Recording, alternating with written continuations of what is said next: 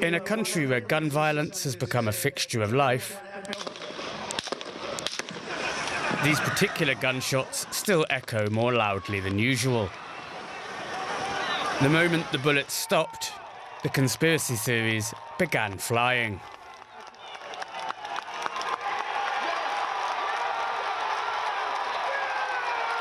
We know that they're trying to steal it from us, and they're going to do whatever they can to get rid of Trump. And so yesterday they tried, and so we're here to let them know that's not going to happen.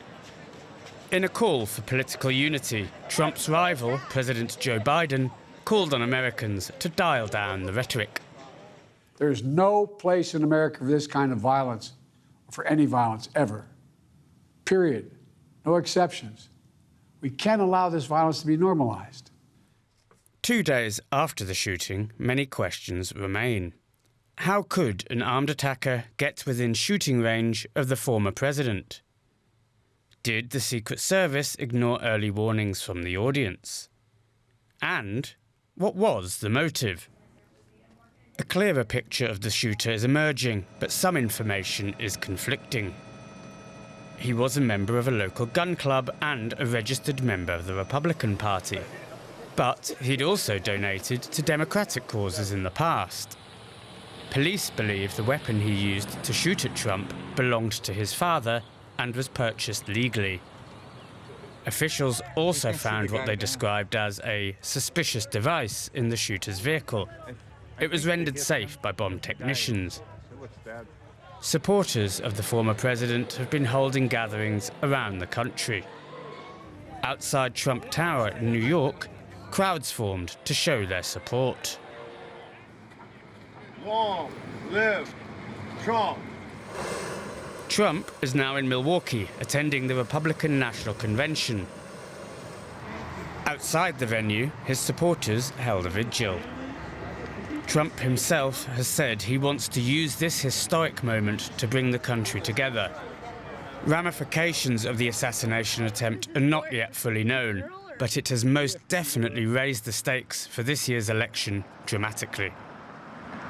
Dr. Cynthia Miller-Idris is a professor at the American University and director of their Polarization and Extremism Research and Innovation Lab. She joins us from Washington, D.C. Welcome to DW. President Biden has said it's time to cool down the political rhetoric in the United States. Donald Trump said he's rewritten his speech for the RNC to focus on unity. Do you make a connection between heated political rhetoric and murderous action? I do actually think that the political rhetoric in this country is connected to violent outcomes. However, what I would say is I think the problem is just as big among ordinary people as it is among political elites. Even after the shooting, among people I know very well on social media, I would see things like "you reap what you sow," or basically indicating this was a deserved attack. And I think that's really dangerous and risky when you have ordinary people, ordinary citizens on the ground supporting and calling for political violence. We're in a dangerous situation. And the statistics on this end are very bad in terms of large numbers of Americans, 20% in a recent poll I saw, being willing to support political violence or thinking that that's a necessary tactic to achieve their outcomes. OK, so is it getting worse? Because a quick Google reveals an uncomfortable number of attempted shootings and stabbings of US politicians and their families over the last few years. Yes, I think it's getting worse here and, of course, also overseas. I mean, we have seen attempted assassinations or political assassinations in Germany, in the UK, in recent years. And we've had these kidnapping plots in the US against sitting governors, as well as, January 6th type event, and then tons of threats, the attack on Nancy Pelosi's home and others. So this definitely is getting worse. It's definitely an escalating type of situation. But we've also seen this before. I mean, the political assassinations of the 1960s, the attempt on Ronald Reagan's life in 1981. We're reverting sort of to an era in which political assassinations and threats against elected officials are seen as a legitimate tactic by violent actors, even though in this case, it should be clear, we still don't know the motive And so remember that Ronald Reagan attack was, someone who wanted to impress a movie star. We don't actually know for sure what the motive was in this case. However, the outcome is still quite risky in terms of escalations of political violence. OK, so looking back over that recent history, are you saying that it was bad, it levelled off, and now it's worse? Or has it always been sort of bad and bubbling away in the background? I don't think it was always bad. I think we had a very volatile period in the 1960s, obviously, where political assassinations were a tactic, where we saw assassinations, Martin Luther King, presidential assassination, and then we saw that all the way up into the early 1980s. And then we really didn't. I mean, in my own lifetime, that certainly was not something that was a possibility. I will say that over the last couple of years, that is exactly the kind of thing I was expecting to see. I think others like me in the field were expecting to see this because that's the level of threat we were seeing. Those threats escalating not just against sitting elected officials, but candidates, librarians, school board members, elected officials at the local level, really receiving death threats. And when you see that type of thing, plus you see successful attempts of political assassination abroad or plots that are broken up, as you've had in Germany as well. Okay, that doesn't bode well for the likelihood. Okay, forgive me for interrupting. I'd like to just squeeze this last question in. So, does this assassination attempt against Donald Trump, does that mark a turning point? Do you expect things to get better, or is this just a notch on the upward trajectory? I do think we're going to see a change in language among elected officials. We're already seeing that. Calls for unity. They're nervous. Of course, they're scared. This is a wake-up call, a reckoning moment for them. The question is, is the genie out of the bottle already? Can it be put back in? And what I'm seeing among ordinary citizens indicates that there's no going back for them.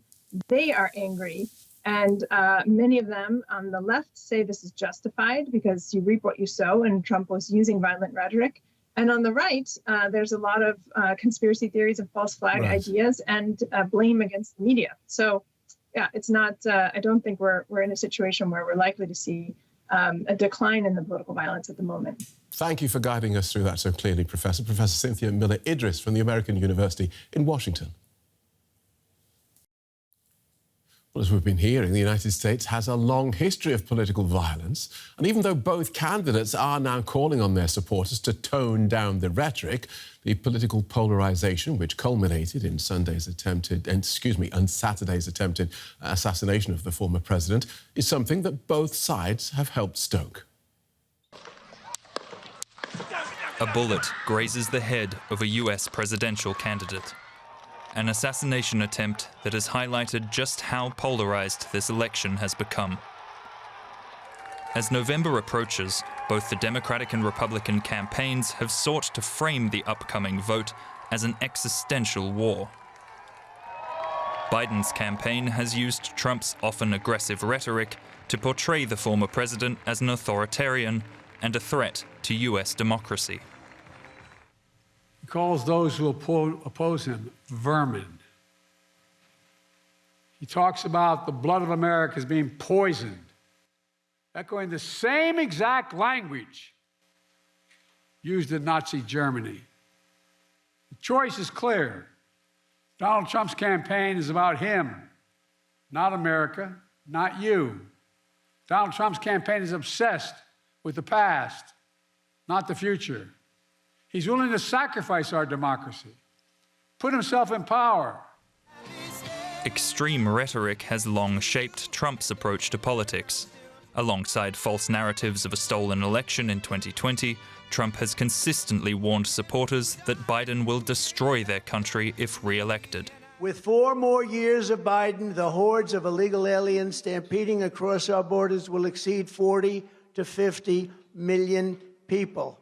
Medicare, Social Security, health care, and public education will buckle and collapse. These are the stakes of this election. Our country is being destroyed, and the only thing standing between you and its obliteration is me.